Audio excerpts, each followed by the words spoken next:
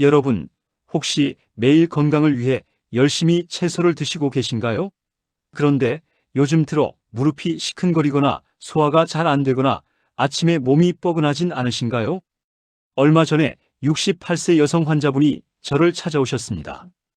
6개월 전부터 무릎 통증이 심해지고 소변이 시원하게 안 나온다고 하셨어요. 혈압약도 드시고 계셔서 건강 관리에 신경 쓰시는 분이었는데 원인을 모르겠다고 하셨죠. 자세히 여쭤보니 1년 전부터 TV에서 혈압에 좋다고 해서 매일 아침 비트 주스를 드시고 계셨습니다. 제가 비트를 끊어보라 권유드리고 한 달 만에 무릎 통증이 절반으로 줄었고 소변도 시원해지셨어요. 원장님, 몸에 좋다던 채소가 이렇게 독이 될 줄 몰랐어요 라고 말씀하시더군요. 채소는 무조건 몸에 좋다. 이건 절반만 맞는 이야기입니다. 특히 60세가 넘으면 우리 몸의 소화 기능과 신장 기능이 약해집니다. 젊을 때는 아무렇지 않던 채소가 나이 들면 독이 될 수 있습니다. 한의학에서는 이걸 이렇게 설명합니다. 모든 음식에는 성질이 있습니다. 차가운 성질, 따뜻한 성질, 중간 성질. 젊을 때는 기운이 왕성해서 차가운 채소를 먹어도 몸이 알아서 균형을 맞춥니다. 하지만 60세가 넘으면 우리 몸의 양기가 약해지면서 차가운 채소가 독으로 작용하기 시작합니다. 소화가 안 되고 관절이 아프고 기운이 떨어지는 이유가 바로 여기에 있습니다. 오늘 영상에서는 60세 이후 절대 먹으면 안 되는 채소 4가지와 반대로 매일 먹어야 할 채소 4가지를 정확하게 알려드리겠습니다. 이 영상 하나로 여러분의 무릎 통증, 소화 불량, 만성 피로가 해결될 수 있습니다. 끝까지 보시면 왜 그동안 건강하려고 먹던 채소가 오히려 몸을 망치고 있었는지 정확히 아시게 될 겁니다. 영상이 도움이 되신다면 구독과 좋아요, 알림 설정 꼭 부탁드립니다. 구독은 무료입니다. 그럼 바로 시작하겠습니다. 첫 번째로 피해야 할 채소는 비트입니다. 색이 붉어서 피를 만든다고 알려져 있죠. 하지만 이건 큰 오해입니다. 비트는 성질이 아주 차갑습니다. 한의학에서는 이걸 한성이라고 부릅니다. 나이가 들어갈수록 우리 몸의 신장 기능이 약해지는데요. 신장은 따뜻한 기운으로 움직입니다. 이걸 신양이라고 합니다. 비트같이 차가운 채소를 먹으면 신양이 꺼지면서 신장 기능이 더 떨어집니다. 증상이 뭐냐고요? 소변이 시원하게 안 나옵니다. 밤에 화장실을 자주 갑니다. 허리와 무릎이 시리고 아픕니다. 아침에 얼굴이 붓습니다. 이게 전부 신양이 약해졌다는 신호입니다. 실제로 미국 신장학회에서 발표한 연구를 보면 옥살산이 많은 음식을 장기간 섭취한 노인들에게서 신장 결석 발생률이 증가했다고 합니다. 비트는 시금치와 함께 옥살산 함량이 가장 높은 채소 중 하나입니다. 옥살산은 몸속에서 칼슘과 만나면 결정을 만듭니다. 이게 신장 결석, 담석이 되는 겁니다. 특히 60세가 넘으면 신장의 배출 기능이 약해져서 옥살산이 쌓이기 쉽습니다. 한의학 고전인 동의보감에서도 이미 오래전부터 차가운 성질의 채소를 과도하게 먹으면 하초의 양기를 손상시킨다고 경고했습니다. 하초는 아랫배와 신장을 포함하는 부위입니다. 저한테 오시는 환자분들 중에 혈압 때문에 비트를 드시는 분들이 많은데요.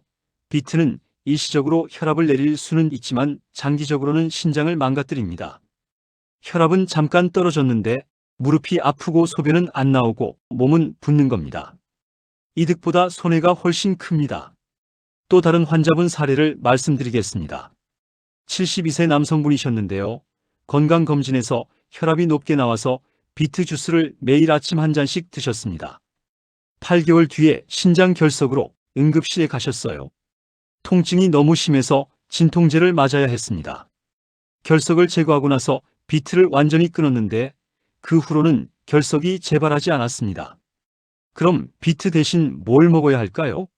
혈압을 내리고 싶으시면 미나리나 샐러리를 드세요. 이 둘은 성질이 따뜻하면서도 혈압을 낮춥니다. 신장 기능을 떨어뜨리지 않으면서 혈압을 관리할 수 있습니다. 아루굴라도 좋습니다. 양기를 보호하면서 혈액순환을 돕습니다. 비트를 드시고 계셨다면 오늘부터 당장 끊으세요. 2주만 지나도 몸이 가벼워지는 걸 느끼실 겁니다. 두 번째로 피해야 할 채소는 초록피망입니다. 샐러드에도 들어가고 볶음 요리에도 많이 쓰이죠. 하지만 60세가 넘으면 절대 드시면 안 됩니다. 초록피망은 덜 익은 과일입니다. 빨간 피망이 완전히 익은 거고 초록피망은 아직 익지 않은 겁니다. 한의학에서는 덜 익은 음식을 미숙한 기운을 가졌다고 봅니다. 이게 우리 비위를 손상시킵니다. 비위는 소화기관을 말하는데요. 60세가 넘으면 비위 기능이 약해지는데 초록 피망을 먹으면 더 약해집니다. 렉틴이라는 성분이 문제입니다. 렉틴은 식물이 자신을 보호하기 위해 만드는 일종의 방어 물질입니다. 렉틴은 장벽을 자극해서 염증을 일으킵니다. 젊을 때는 장이 튼튼해서 렉틴을 막아낼 수 있지만 나이 들면 장벽이 약해져서 렉틴이 그대로 흡수됩니다. 최근 면역학 연구에서 렉틴이 장루수증후군을 유발한다는 사실이 밝혀졌습니다. 장루수증후군은 장벽에 구멍이 생겨서 독소가 혈액으로 들어가는 상태입니다. 그럼 무슨 일이 생기느냐? 속이 더부룩하고 소화가 안 됩니다. 심하면 면역력이 떨어지고 만성염증이 생깁니다. 더 심각한 건 습담이 쌓인다는 겁니다. 한의학에서 습담은 몸속에 쌓인 나쁜 수분과 노폐물을 말합니다. 동의보감에서는 비위가 약해지면 습담이 생기고 이게 백병의 근원이 된다고 했습니다. 증상이 뭐냐고요? 몸이 무겁고 관절이 뻣뻣해집니다. 아침에 일어나기 힘들거나 머리가 맑지 않고 멍해집니다. 혀를 보면 백태가 두껍게 껴 있습니다. 이게 전부 습담 증상입니다. 제 환자분 중에 72세 남성분이 계셨는데요. 매일 저녁 초록 피망볶음을 드셨습니다. 건강을 위해서요. 그런데 3개월 만에 무릎이 아프고 소화가 안 되고 몸이 무거워졌다고 하시더라고요. 무릎 MRI도 찍고 위내시경도 했는데 특별한 이상이 없었습니다. 식단을 자세히 물어보니 초록피망을 매일 드신다고 하시더라고요. 초록피망을 끊고 2주 만에 증상이 절반으로 줄었습니다. 한 달 뒤에는 거의 좋아지셨습니다. 원장님, 그냥 채소인데 이렇게 몸에 영향을 줄지 몰랐어요 라고 하시더라고요. 초록피망 대신 빨간 피망을 드세요. 빨간 피망은 완전히 익어서 성질이 부드럽습니다. 렉틴도 적고 소화도 잘 됩니다. 비타민C도 훨씬 많습니다. 연구에 따르면 빨간 피망의 비타민C 함량은 초록 피망보다 2배 가까이 높습니다. 아니면 애호박을 드세요. 애호박은 비위를 보강해서 소화를 돕습니다. 습담을 제거하는 효과도 있습니다. 초록 피망은 오늘부터 식탁에서 치우세요. 여러분의 장과 관절이 편해질 겁니다. 세 번째로 피해야 할 채소는 토마토입니다. 놀라셨죠? 토마토가 몸에 좋다고 알려져 있으니까요. 하지만 60세가 넘으면 토마토는 독입니다. 토마토는 가지과 식물입니다. 가지, 감자, 고추와 같은 종류입니다. 가지과 식물은 한의학에서 미독, 즉 약한 독성을 가진 것으로 봅니다. 젊을 때는 몸이 이 독을 처리할 수 있지만 나이 들면 독이 쌓입니다. 특히 토마토는 성질이 차갑습니다. 생으로 먹으면 더 차갑습니다. 60세가 넘으면 비위의 양기가 약해지는데 차가운 토마토를 먹으면 비위안습이 생깁니다. 무슨 뜻이냐고요? 소화기관에 차가운 습기가 쌓인다는 뜻입니다. 그럼 소화가 안 되고 설사를 합니다. 배가 차고 아픕니다. 더 큰 문제는 관절입니다. 토마토에는 솔라닌이라는 성분이 있는데요. 이게 관절에 염증을 일으킵니다. 미국 노먼 칠더스 박사는 평생 가지과 채소와 관절염의 관계를 연구했습니다. 그는 관절염 환자 수천 명을 대상으로 연구한 결과 가지과 채소를 끄는 환자의 70% 이상이 증상이 개선되었다고 보고했습니다. 한의학에서는 이걸 풍습비증이라고 부릅니다. 바람과 습기가 관절에 들어가서 통증을 일으키는 겁니다. 아침에 손가락이 뻣뻣합니다. 무릎이 시큰거립니다. 날씨가 흐리면 관절이 더 아픕니다. 계단 오르기가 힘듭니다. 제 환자분 중에 65세 여성분이 계셨는데요. 다이어트 하신다고 매일 토마토를 드셨습니다. 아침에 토마토 주스, 점심에 토마토 샐러드 이렇게 먹은 지 3개월 만에 손가락 관절이 붓고 아프고 아침에 뻣뻣해졌다고 하시더라고요. 류마티스 검사를 해도 이상이 없었습니다. 정형외과, 류마티스 내과를 다 다녔는데 원인을 못 찾았어요. 제가 토마토를 끊어보라고 권유한 뒤 한 달 만에 증상이 사라졌습니다. 원장님, 건강하려고 먹은 토마토 때문에 오히려 몸이 고생했네요 라고 하시더라고요. 또 다른 환자분은 69세 남성분이셨는데요. 전립선 건강에 좋다고 해서 매일 토마토를 드셨습니다.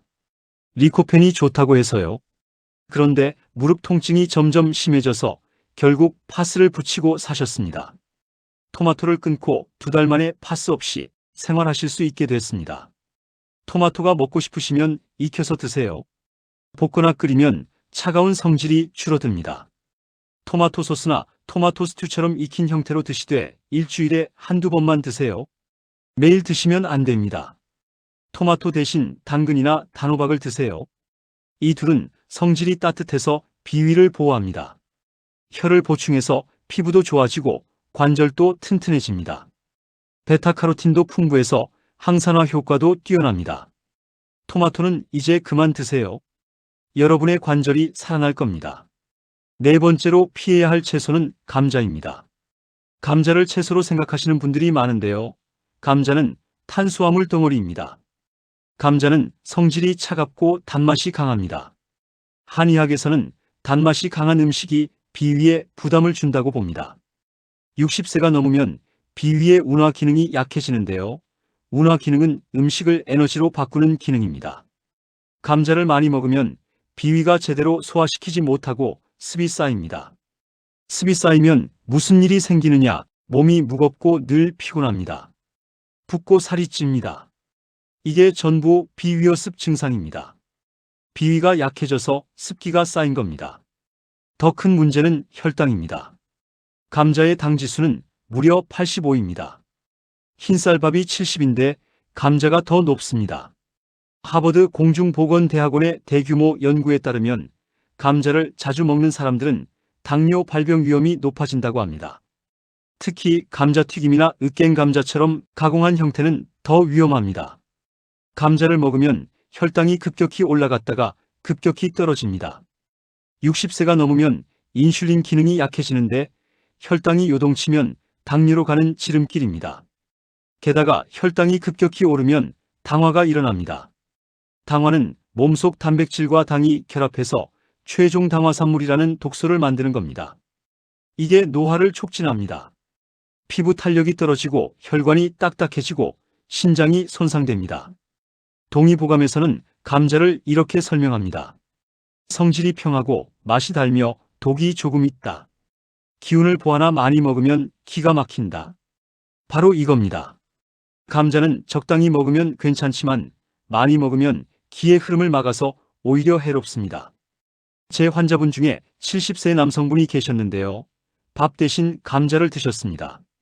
다이어트 하신다고요? 감자가 포만감이 있고 칼로리가 낮다고 생각하셔서요. 6개월 만에 공복 혈당이 20 올랐고 몸은 더 무거워졌다고 하시더라고요.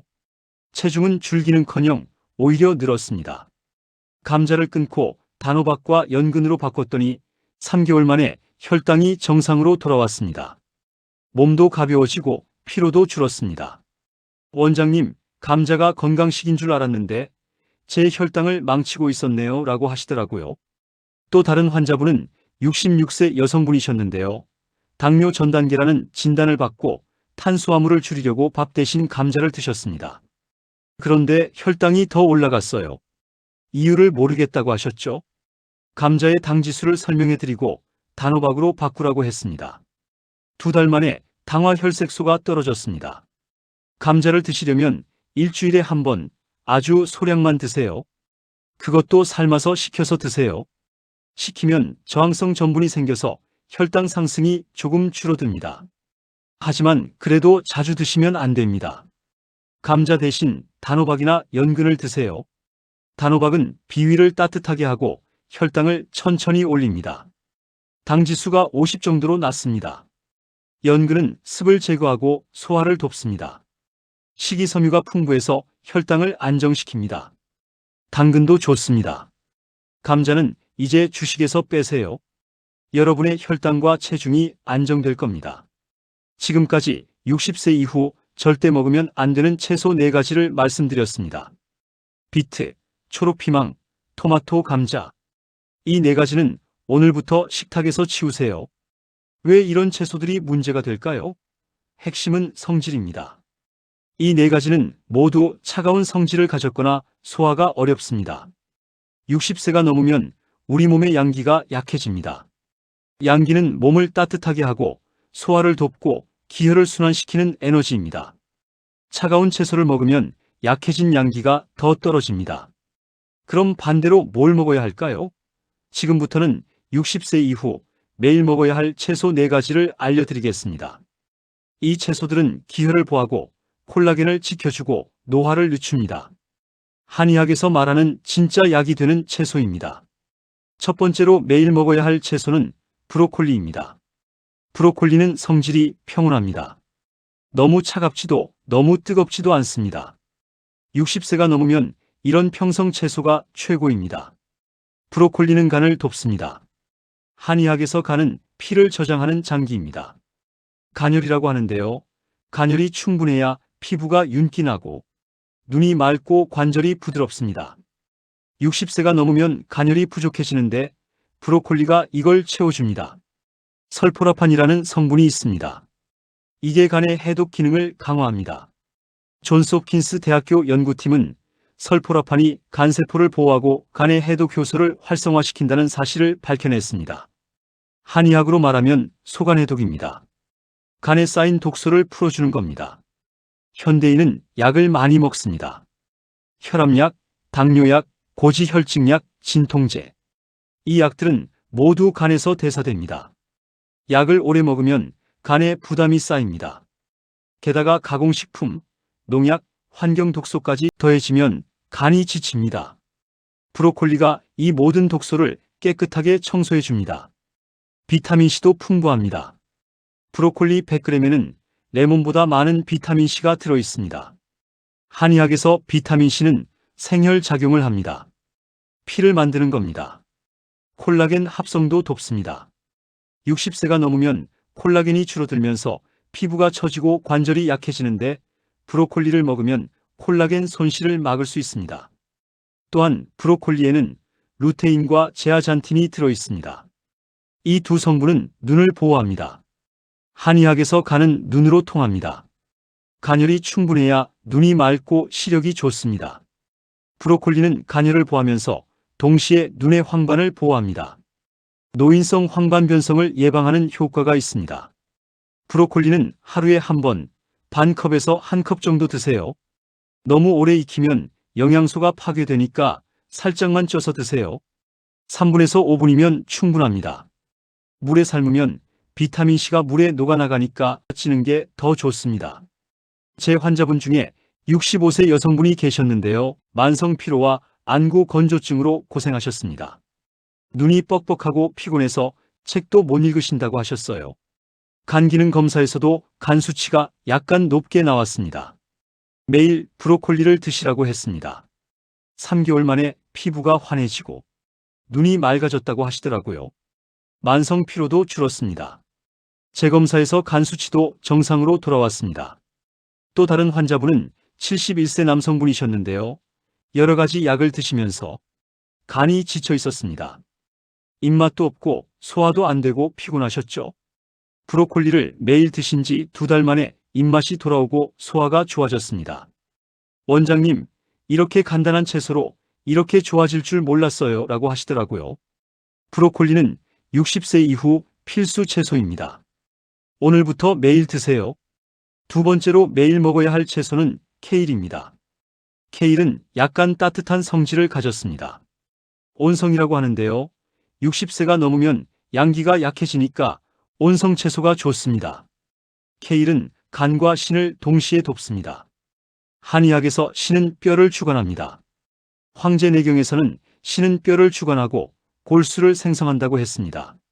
신기가 약해지면 골다공증이 생깁니다. 케일은 신기를 보강해서 뼈를 튼튼하게 만듭니다. 비타민 K가 풍부합니다. 케일 한 컵에는 하루 권장량의 6배가 넘는 비타민 K가 들어있습니다.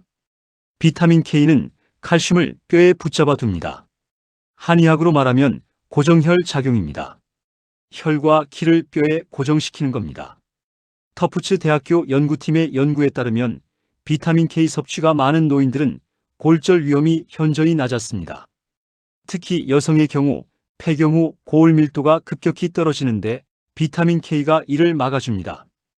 60세가 넘으면 칼슘을 많이 먹어도 뼈로 가지 않고 혈관에 쌓입니다. 이게 혈관 석회화입니다. 비타민 K는 칼슘을 뼈로 보내고 혈관에서는 빼내는 작용을 합니다. K를 먹으면 골다공증도 예방하고 혈관 건강도 지킬 수 있습니다. 루테인도 들어있습니다. 루테인은 눈을 보호합니다. 한의학에서 간은 눈으로 통합니다. 간혈이 충분해야 눈이 맑습니다. 케일은 간혈을 보하면서 눈의 피로를 풀어줍니다. 백내장과 황반변성을 예방하는 효과도 있습니다. 케일은 하루에 한 컵 정도 드세요. 생으로 먹으면 소화가 안 될 수 있으니까 살짝 데쳐서 드세요. 아니면 주스로 만들어 드셔도 좋습니다. 사과나 바나나를 조금 넣으면 맛이 부드러워집니다. 올리브유와 함께 샐러드로 드시면 지용성 비타민 흡수가 잘 됩니다. 제 환자분 중에 69세 남성분이 계셨는데요.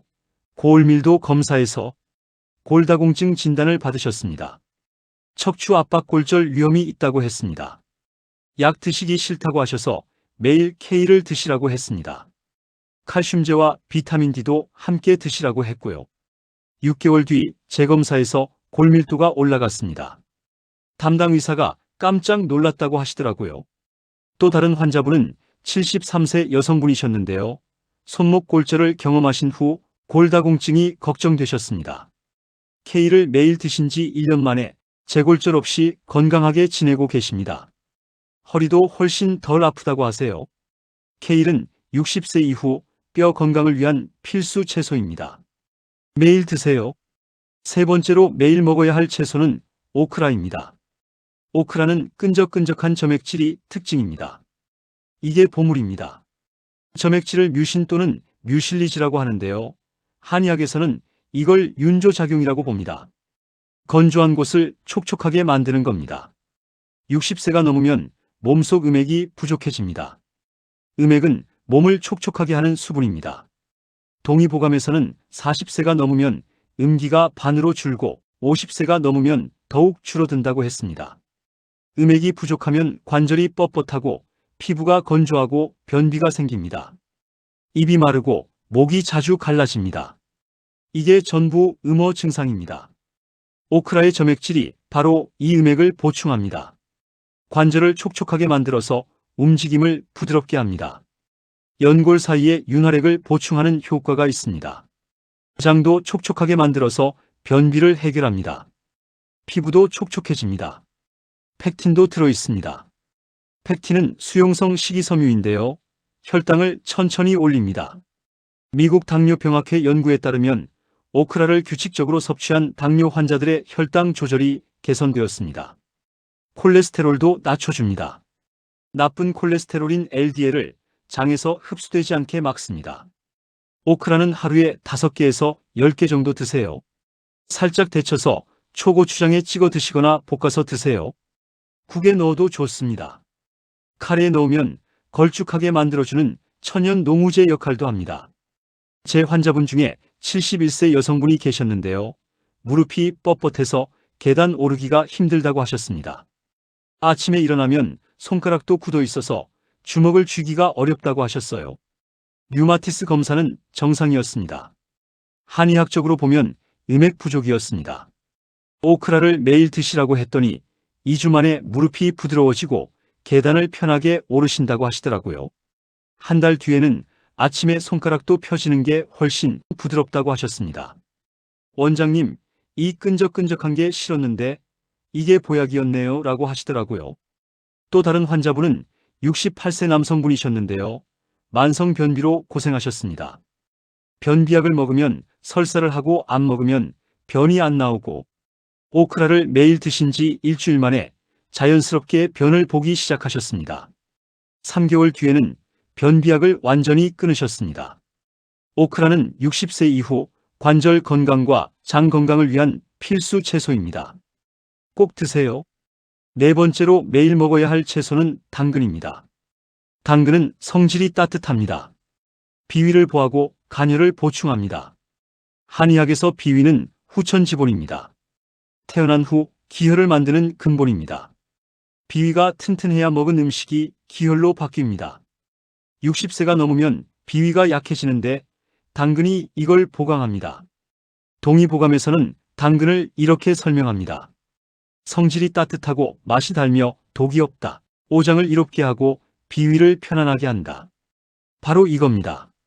당근은 60세 이후 약해진 비위를 회복시키는 최고의 채소입니다. 베타카로틴이 풍부합니다.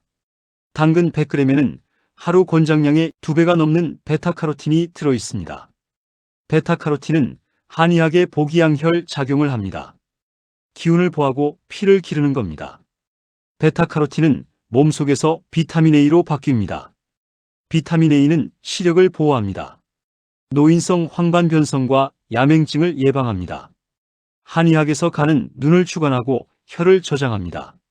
당근은 간혈을 보충해서 눈을 밝게 합니다. 피부 재생에도 중요합니다. 비타민 A는 피부 세포의 재생을 촉진합니다. 60세가 넘으면 피부 재생 속도가 느려지는데 당근을 먹으면 이를 개선할 수 있습니다. 주름이 줄어들고 피부 탄력이 돌아옵니다. 당근을 먹으면 콜라겐 합성이 활발해집니다. 미국 피부과학회 저널에 발표된 연구에 따르면 베타카로틴을 충분히 섭취한 사람들은 피부 노화가 느리고 콜라겐 손실이 적었습니다. 피부뿐 아니라 관절의 연골도 콜라겐으로 이루어져 있습니다. 당근은 관절을 튼튼하게 만듭니다. 면역력도 강화합니다. 60세가 넘으면 면역력이 떨어져서 감기에 자주 걸리고 회복도 느립니다. 비타민 A는 면역세포의 기능을 높입니다. 당근을 매일 먹으면 감기가 덜 걸리고 빨리 회복합니다. 당근은 하루에 반 개에서 1개 정도 드세요. 기름과 함께 볶아서 드시면 베타카로틴 흡수율이 10배 올라갑니다. 베타카로틴은 지용성이라 기름이 있어야 흡수가 잘 됩니다. 올리브유나 들기름에 볶아서 드세요. 생으로 드셔도 좋습니다. 당근 스틱을 간식으로 드시면 좋습니다. 당근 주스도 좋습니다. 아침에 당근 1개와 사과 반 개를 갈아서 드시면 하루를 상쾌하게 시작할 수 있습니다. 다만 주스로 드실 때는 식이섬유가 제거되니까 가끔은 그냥 드세요. 제 환자분 중에 68세 남성분이 계셨는데요. 만성 피로와 소화 불량으로 고생하셨습니다. 밥을 먹어도 기력이 안 생기고 항상 피곤하다고 하셨어요. 비위가 약해져서 음식을 제대로 소화시키지 못하는 상태였습니다. 매일 당근을 드시라고 했습니다. 기름에 볶아서 드시라고 했습니다. 한 달 만에 피로가 절반으로 줄고 소화도 좋아졌다고 하시더라고요. 안색도 밝아졌습니다. 또 다른 환자분은 70세 여성분이셨는데요. 피부가 너무 건조하고 주름이 늘어서 걱정이 많으셨습니다. 비싼 화장품도 써봤지만 효과가 없었다고 하세요. 제가 당근을 드셔보시라고 권유하고 나서 당근을 매일 드시고 3개월 뒤 피부가 촉촉해지고 주름이 얕아졌습니다. 주변에서 피부가 좋아졌다고 물어본다고 하시더라고요. 당근은 60세 이후 기력 회복과 피부 건강을 위한 필수 채소입니다. 반드시 드세요. 오늘 영상 어떠셨나요? 60세 이후 절대 먹으면 안 되는 채소 4가지와 매일 먹어야 할 채소 4가지를 정확하게 알려드렸습니다. 한의학에서는 이렇게 말합니다. 60세가 넘으면 차가운 성질의 채소는 줄이고 따뜻한 성질의 채소는 늘리라고요. 여러분의 몸은 이미 약해지고 있습니다. 지금 뭘 먹느냐에 따라 10년 후가 달라집니다. 실제로 제 환자분들을 보면 식단만 바꿔도 놀라운 변화가 일어납니다. 약을 끊은 분들도 많습니다. 무릎 통증이 사라진 분들도 많습니다. 혈당이 정상으로 돌아온 분들도 많습니다. 비결은 간단합니다. 나쁜 채소는 끊고 좋은 채소를 매일 먹는 것입니다. 60세가 넘으면 소화력이 약해서 생채소를 소화시키기 힘듭니다. 살짝 데치거나 볶아서 드세요. 기름과 함께 드시면 영양소 흡수가 잘 됩니다. 오늘 영상이 도움이 되셨다면 구독과 좋아요 꼭 눌러주시고 주변 어르신들께도 공유해주세요. 댓글로 여러분의 경험도 나눠주시면 감사하겠습니다. 다음 영상에도 여러분의 건강을 위한 좋은 정보로 찾아뵙겠습니다. 건강하세요. 감사합니다.